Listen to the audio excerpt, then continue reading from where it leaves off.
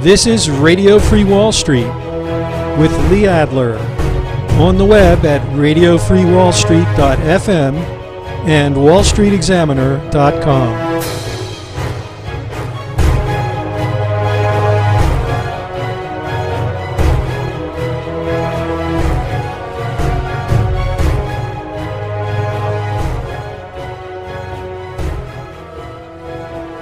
Hi everybody, it's Sunday, June 27, 2014. This is Radio Free Wall Street. I'm Lee Adler. In my interview with Lindsey Williams the other day, which I've posted on the Wall Street Examiner and Radio Free Wall Street, Lindsey asked me what I thought of Janet Yellen's testimony at the Senate Finance Committee hearings, and I kind of laughed and said I don't really pay any attention to what they say. And after I said that, I thought it might be a good idea for me to give folks a little explanation. So I'm going to save that for those of you who are Radio Free Wall Street subscribers. And basically what it boils down to is that I think the idea of front-running the Fed or needing to anticipate what the Fed's next move is going to be is a widely held misconception. It's not the Fed's talk that drives the markets. It's not anticipation of what the Fed is going to do. It is the actual cash coming from the Fed, not just the Fed, but its partners in crime, the Bank of Japan and the European Central Bank, because they all feed the same bankers, the same primary dealers, and those are the guys that basically establish the market trend. And they respond to cash. We may think, and they may think, that they're attempting to anticipate or front run, but all of the data, all of the evidence shows that they respond to cash levels. It may not always be coming directly from the Fed. Sometimes it's the Bank of Japan. Sometimes it's the ECB.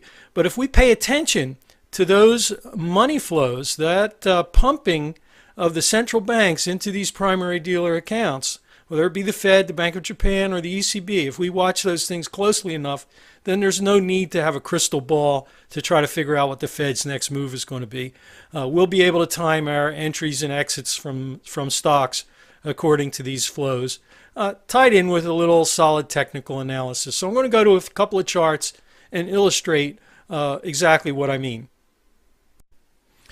So we're going to look at two charts today. The first is a chart of the big three central bank balance sheets, the Fed, the ECB, and the Bank of Japan, plotted against the graph of the S&P 500. I also have a graph of the 10-year Treasury yield inverted, but we're going to ignore that for the time being. We're mainly interested in the correlation with stock prices. And the second chart will be my chart, my proprietary chart of Fed cash to primary dealers, which is a variant of the Fed's balance sheet, and I'll get into that in a couple of minutes. But the key point here is that it's not necessary to try to anticipate what the Fed is going to do. It's not necessary to try to front run the Fed.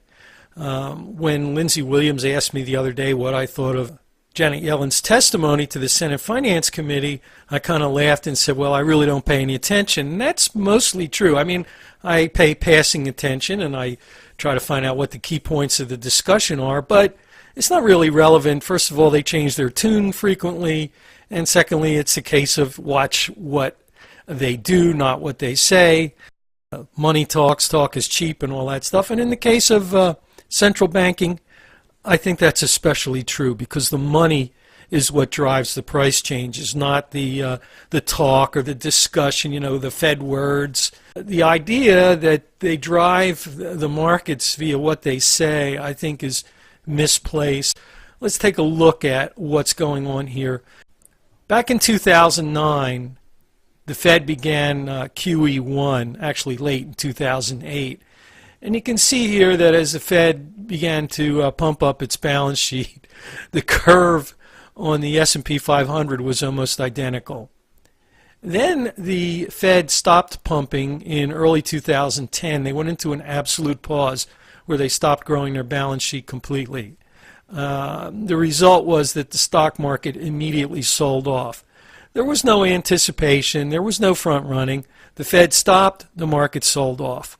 Okay, then here it looks like Well, maybe there was some re-anticipation of QE2, which is when the red line started rising here in late 2010.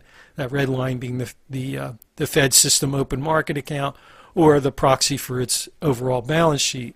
So, but was this really front running, or was something else going on?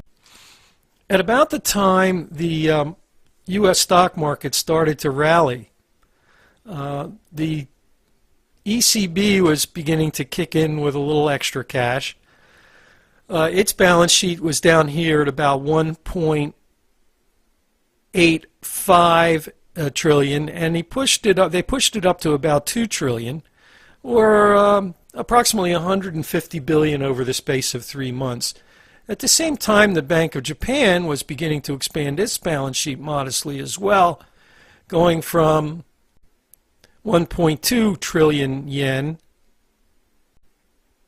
to about 1.4 trillion.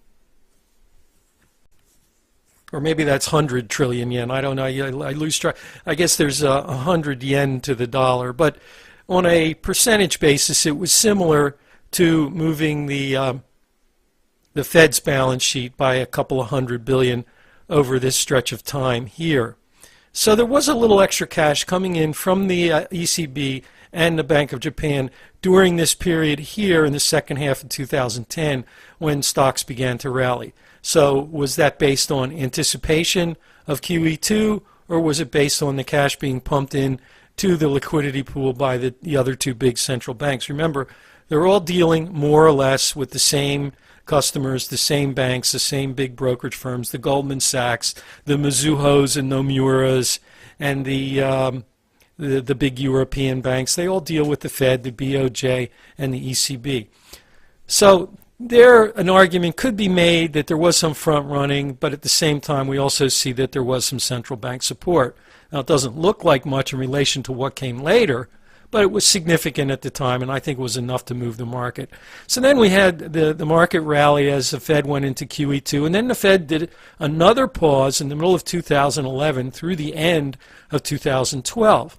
And it looks like that in this stretch of late 2011 through the first quarter of 2012, it looks like again that the traders were front-running the Fed here and here in the expectation of QE3 and 4, which began in late 2012. But was that really the case at all?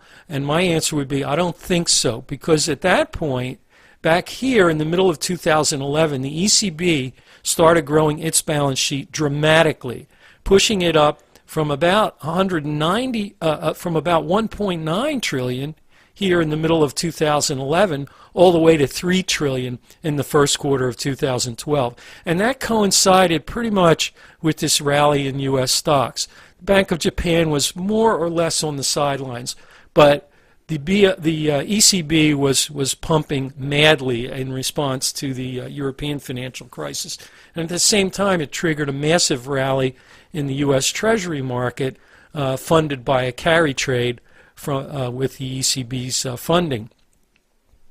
So I think that's the real explanation for this rally, and I think that it supports the idea that it's not necessary to front run, it's not necessary to try to interpret all the Fed words, what Janet Yellen says, or what Ben Bernanke said back then, because the market really was just responding to all this cash that was being pumped in by the ECB. Finally, also in the second half of 2012.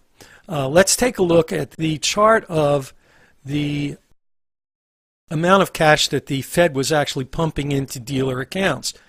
While the Fed was holding its balance sheet steady throughout 2011 and 2012, they actually weren't doing anything at all here in the second half of 2011. But then they began the MBS replacement program, the reinvestment program, in the beginning of 2012. Now, at the time, the Fed was suffering some balance sheet shrinkage because each month, as people paid off their mortgages, refinanced old mortgages with new ones, the Fed's MBS holdings were being paid down. So their balance sheet was shrinking. At that point, they instituted the MBS reinvestment program, and that involved purchasing mortgage-backed securities from primary dealers. And there again, they're cashing out primary dealers. The total Fed's total balance sheet size at that point, those purchases went from about 1.8 trillion to 2.1 or 2.2 trillion. So the Fed actually did between 300 and 400 billion of MBS purchases during this period in 2011 and 2012, and that was cash that went directly into primary dealer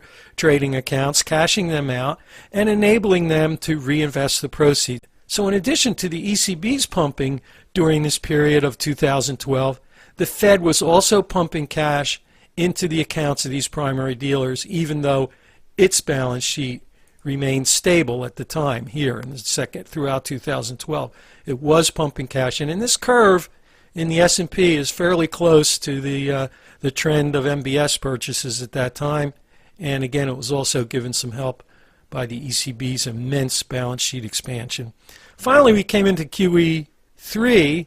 That began here in November 2012, the first settlements, and throughout 2013. And again, you can see that the curve of the S&P and the Fed's balance sheet matched fairly closely. At the same time, the Bank of Japan was doing its massive quantitative easing, which is still doing at a pace similar to what it had been throughout 2012, even as the Fed tapers. So with them pumping into the same dealer accounts, there's still a basis to expect an ongoing rise in the S&P, even as the Fed continues its taper. Fed's balance sheet will go flat in 2015 as it stops all of the outright purchases of treasuries and mortgage-backed securities, but it will continue the mortgage-backed security reinvestment program, so there will still be some cash flowing into these dealer accounts. This line will continue to rise at a softer pace, but there will still be some cash flowing in at that point. This basically shows, I think, why it's not necessary to try to anticipate the Fed's moves based on what John Hilsenrath says the Fed is debating back and forth. There's a lot of confusion, a lot of misinterpretation. The Fed constantly changes its language, but it's pretty clear to me that they've made up their mind they're going to take QE down to as close to zero as possible by the end of this year. And we're going to see the effects of the market slowing down from the reduced support by the Fed, but still having some support from the Bank of Japan. Again, in my interview with Lindsey Williams, I told him that I expected the market to top out within the next 15 months or so, that it was probably at the doorstep of building a top. So in order to illustrate why I feel that way, let's take that discussion of the central bank flows, the stopping and starting, and how that ties in with stock price movements. And let's take a look at a long-term chart and do a little technical analysis. And that'll show you why I feel the way I do, that we're getting very, very close to a top building process. Looking at the long-term cycle chart, there's a couple of interesting things that tie in with that analysis of the central bank flows and why we don't really need to anticipate or try to front run. Just follow the flows of the three major central banks and we'll be able to anticipate just by watching the money where the stock prices are going to go in the U.S. And this long-term chart brings up some very interesting points here. First, take a look at this long-term trend line coming off the 2011 high. We had a touch here in the first half of 2013. Then we had a touch at the end of the year, early 2014. And here we are again. This is the third touch of that long-term trend line. And I've always felt that 3 times is a charm. So this could be the last time we get up to this trend line. Obviously, if we go through it, we're going to see the mother of all blow-offs. But look at the momentum. The momentum peaked in 2010 on the 3-year cycle, 2009, 10, 12-month cycle, reached peak momentum there. 2-year cycle momentum peaked in 2009. That was when we were in QE1, when all of the central banks were pumping the most cash into the systems. Then we had the pause in 2010, the pause in 2011, 2012. Then they started QE 3 and 4 here in late 2012. And the Bank of Japan kept pumping right along with the Fed through this period. But look how the momentum has subsided in long-term momentum, 2-year cycle momentum, 3-year cycle momentum. Eventually, these negative divergences catch up with prices, and the market rolls over. So as the Fed cuts back on QE, brings it to virtually to zero by the end of this year, and we probably are going to see the Bank of Japan start cutting back as well. These slower momentum readings and the fact that the market has run up to this long-term resistance trend line 3 times since 2011. We have this critical support level here, which is at around 1940 now. Okay, and the upside, this trend line here is around 2020 over the next couple weeks, gradually moving towards 2100. Maybe 2125, 2150 by the end of the year. But the key is this support trend here. Another long-term trend line converges here at about 1950 towards the end of the third quarter, early in the fourth quarter. So we'll keep an eye on that 1940, 1950 level. I think if that breaks, that would be the first key confirmation that we might be beginning a bear market. I mentioned in my interview with Lindsey Williams that I expected a top to develop over the next 12 to 18 months, 15 months or so, and these things tend to zigzag like that. But the 1950-2000 area, I think, becomes a base for a rollover coming down into the 1800s, and then we'll just have to see. There's no way of knowing how bad this bear market's going to be. We don't know how quickly or how aggressively the central banks will respond again to the next sell-off in stocks. I think they have to be worried about the reemergence of inflation with any more money printing at that point. So there's a lot of ifs over the next 12 months or so, but I think we're in that early stages of working through a top as we roll out into next year in 2015.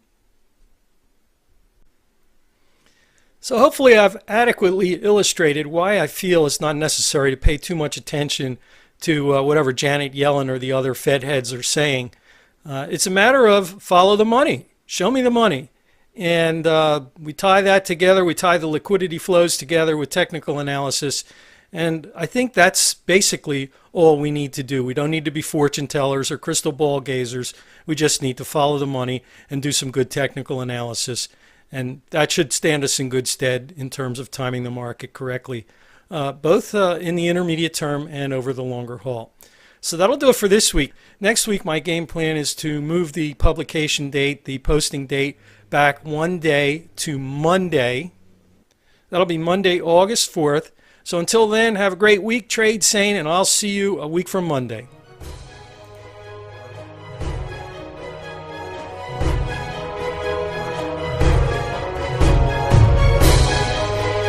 This has been Radio Free Wall Street with Lee Adler.